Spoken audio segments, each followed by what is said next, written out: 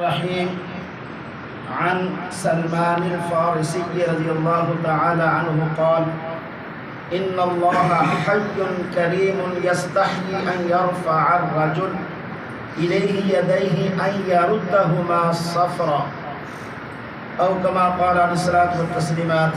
ترمذی شریف کی روایت ہے، حضرت سلمان فارسی رضی اللہ تعالیٰ عنہ فرماتے ہیں کہ آپ سرکار دو عالم صلی اللہ تعالیٰ علیہ وسلم نے فرمایا کہ اللہ حیا کرنے والا ہے، کریم ہے.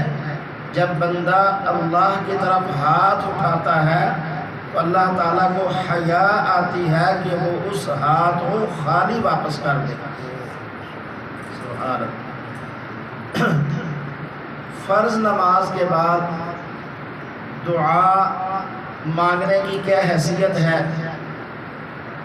نماز کے بعد دعا کی قبولیت کا وقت ہے.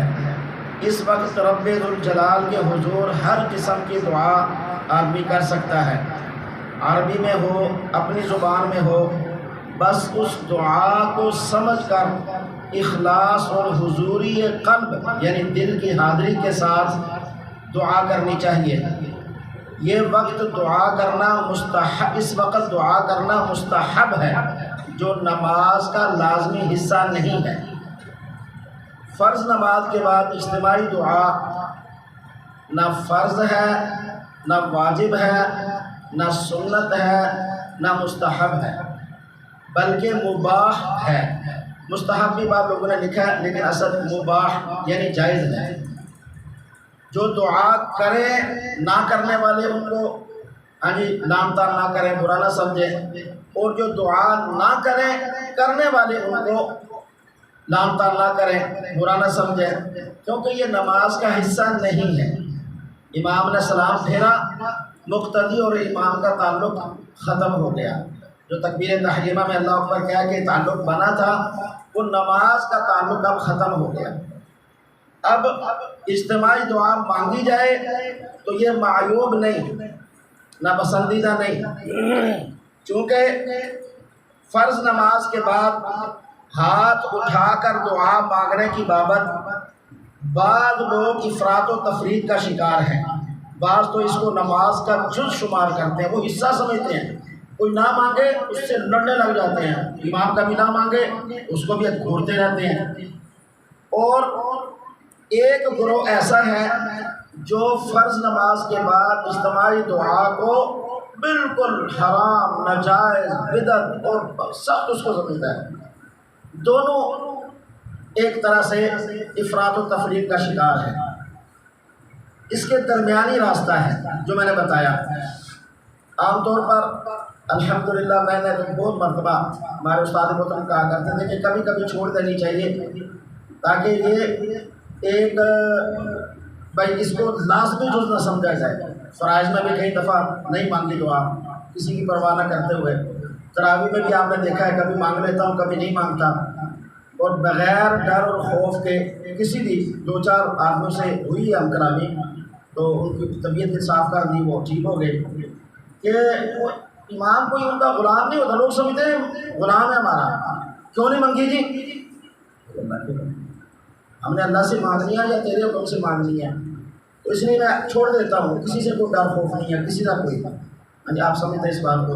کبھی مانگی کبھی نہ مانگی، مانگے تب بھی کوئی حرج نہیں، نہ مانگے تب بھی. اس کو حصہ بھی نہیں سمجھنا چاہیے بالکل، اس کو قطع نظر بھی نہیں کرنا چاہیے. یہ بڑا اہم مقام ہے، یہ دعا کی قبولیت کا مقام ہے. کئی ہمارے بھائی بیٹھے ہوتے ہیں وہ مانگتے ہی نہیں ہیں. تو ویسے تو حافظ عبداللہ روپڑی صاحب رحمۃ اللہ علیہ غیر مقلدین غیر حدیث حضرات کے بہت بڑے عالم گزرے ہیں. انہوں نے فتاوی اہل حدیث عبداللہ روپڑی نام سے ہے، اس کی جلد نمبر 2 صفحہ 190 پہ لکھا ہے کہ فرض نماز کے بعد ہاتھ اٹھا کر جو دعا مانگی جاتی ہے وہ شرعاً درست ہے. میاں نذیر حسین دہلوی رحمۃ اللہ علیہ لکھتے ہیں صاحب فہم پر مخفی کے بعد نماز فرائض کے ہاتھ اٹھا کر دعا مانگنا جائز مستحب ہے. اور جو اس کو بدعت کہتا ہے وہ مخطی ہے، یعنی خطا کار ہے. وہ غلط سمجھتا ہے جو اس کو۔ نذیر حسین رحمۃ اللہ علیہ فتاوی نذیریہ جلد 1 صفحہ 566، مولانا ثناء اللہ امرتسری فرماتے ہیں کہ بعد نماز کے ہاتھ اٹھا کر دعا کرنا بعض روایات میں ثابت ہے۔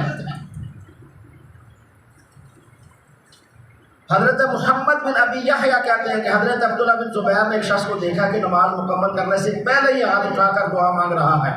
جب وہ نماز سے فارغ ہوا تو حضرت عبداللہ نے فرمایا کہ رسول اللہ صلی اللہ علیہ وسلم کی عادت مبارکہ یہ تھی کہ آپ نماز سے فارغ ہو کر ہاتھ اٹھا کر دعا مانگا کرتے تھے۔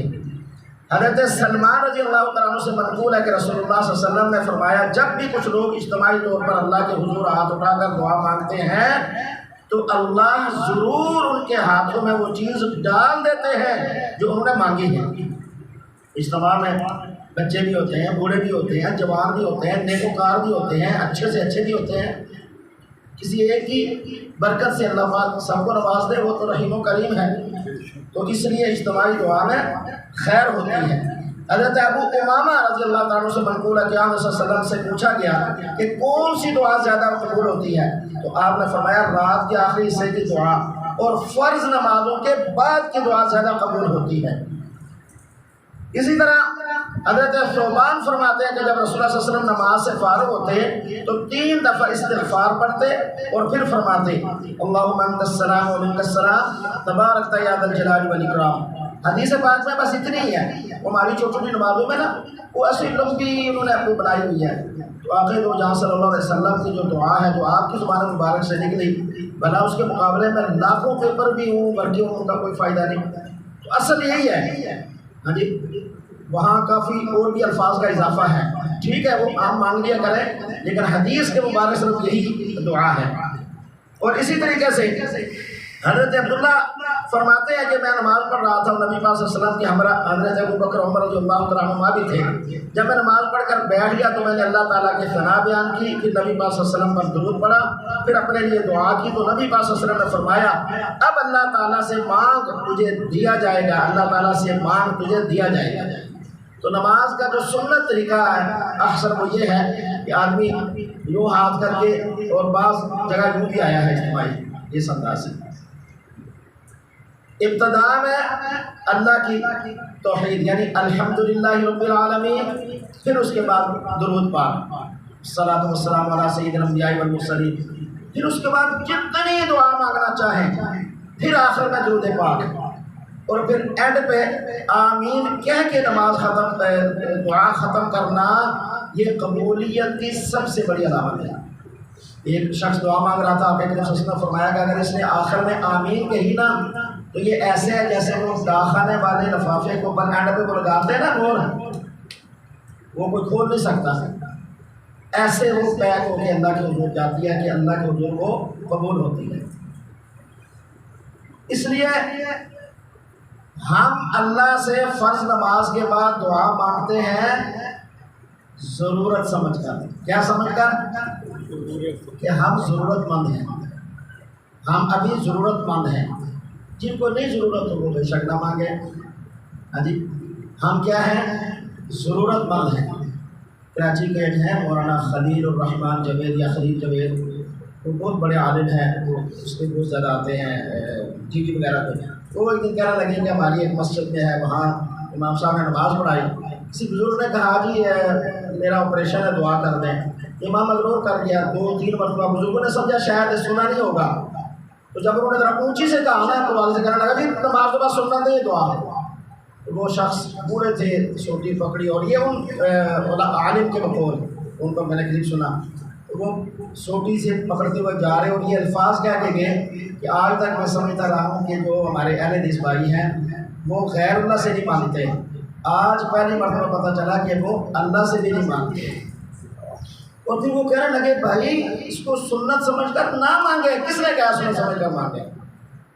ضرورت سمجھ کر مانگے، ہم ضرورت مند ہیں، ہم اللہ کے محتاج ہیں، ہم ابھی اس ویل پر نہیں پہنچے جہاں ہم بس جی ہمیں اور کچھ نہیں چاہیے، ہم ضرورت مند ہیں، کبھی نہ مانگی کبھی مانگ لی، ہاں جی، اور اس کو ضرورت سمجھ کر مانگے، یہ ہماری ضرورت کا حصہ ہے۔